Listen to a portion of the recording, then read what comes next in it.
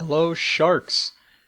This is our 10th video where we'll be talking about the split stack, which is the first other type of offense which we are going to be using. The split stack is still a stack-based offense. We haven't learned a zone one yet, but we will soon. The split stack is going to be our go-to offense against cup-based defenses instead of the horizontal stack. So this is our vertical stack. We have our spaces on the sidelines. We have our dead space in the middle. This is the horizontal stack that a lot of other teams are going to be using. They have their dead space in the middle. They have space open in the front and space open in the back. This is what a split stack looks like. Notice we actually have two different stacks. They're near the sidelines and they're only 2 players each. We still have 3 handlers back, so that's going to allow us to do the dump swing patterns around cups and around tighter defenses. But now with 2 stacks, our dead space and our open space looks very different. Our dead space is just 2 small areas down the sidelines, and our open space is a massive chunk in the middle.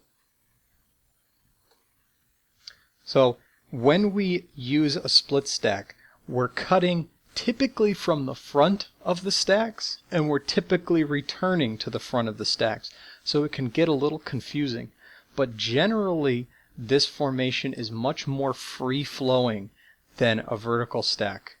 So there's going to be lots of cutting going on at once, and you're going to have lots of different options for cutting routes and for paths because of the massive space, and because you can do multiple cuts without being in each other's way.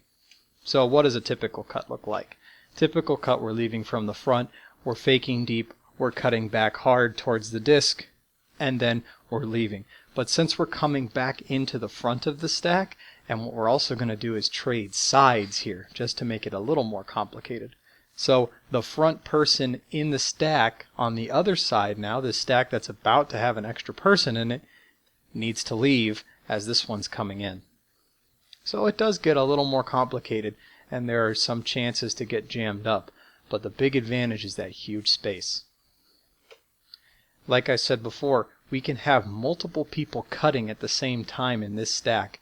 You can do it in a vertical stack, but you get clogged really easily, or you have someone always cutting to the break side. Here, there's a lot more space to make use of. So we're going to show both of our cutters from our right-hand stack moving into the center, and then they're going to split off. One of them is cutting in for a short pass, and one of them is going out deep. Their defenders are now going to get split. Any zone defense is going to get messed up. It's a great way to do this. We can also have 2 different cutters from each stack going at the same time.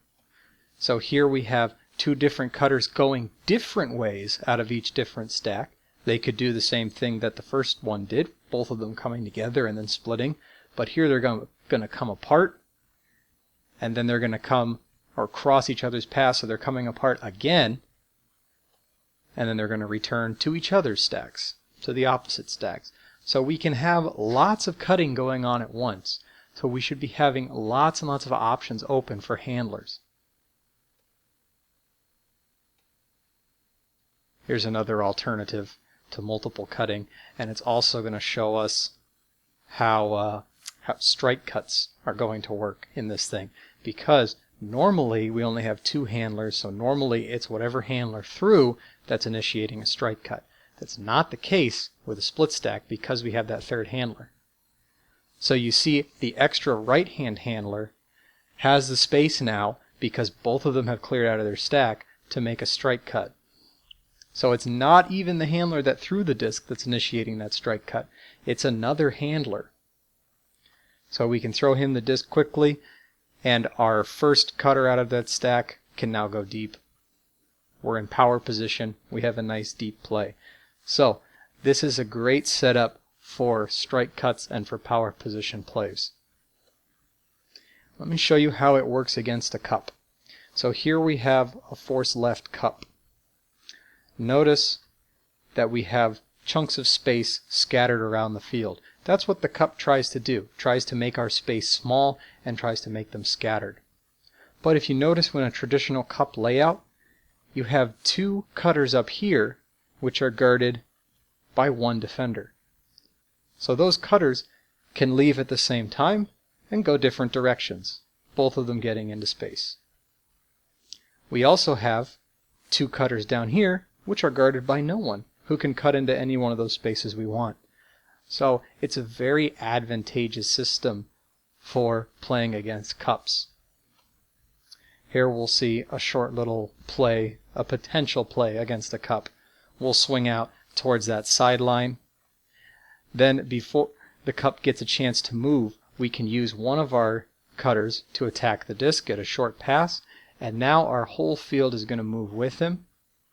Some of our original handlers are coming forward. The two other people in our left-hand stack are coming forward.